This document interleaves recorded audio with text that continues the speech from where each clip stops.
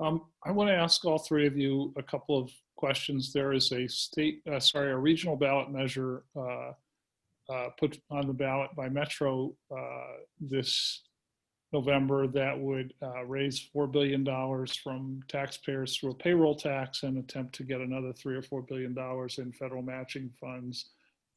It's going to build light rail from the city of Portland to Tigard to Bridgeport Village and make transportation investments in 17 different corridors.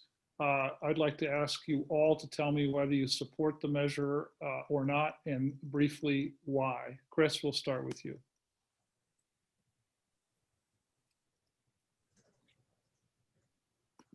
Chris, I think you're muted, Chris.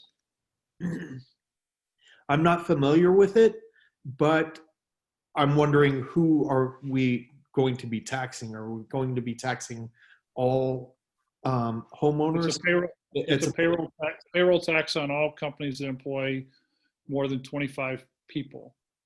Okay, so it's not on the worker, it's on the corporation. Depends on how you see it. Some people say it's on the worker, but yes, it is. The payroll tax will be paid by the companies. Some workers will bear the brunt of that. Well, I'm not sure then where I would stand. I'd have to look at it. Okay. Jeff, where do you stand on that Metro transportation measure? Good goal, bad measure. So you're a no? I would be a no. The goal is admirable. We've got transportation issues that need to be addressed. But by the way the measure is constructed, it leaves out all sorts of groups which were put in or put out at the very last minute. It hasn't identified, it just simply identifies a maximum of what the payroll tax might be, still leaves it fluctuating. It is conflating both building costs and our capital costs and operating costs.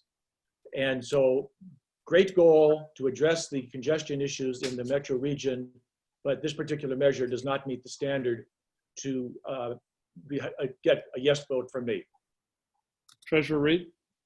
It's a tough one for me because I'm definitely not anti-tax. I'm definitely not anti-transportation or anti-transit. Any look at my record in the legislature would reveal that, but I'm going to be voting no. And I think it's because, you know, when the pandemic hit and the recession followed, that'd be a time to reassess both what is needed and how it affects the various folks who have worked to propose this and would be affected by it. I don't see that happening, and I think the collaboration that's really needed has dissipated. So I'll be voting no, but voting no is not enough, and I've communicated clearly my desire to be there to help be part of a conversation after the fact, because this issue is not going away, whatever happens in the election.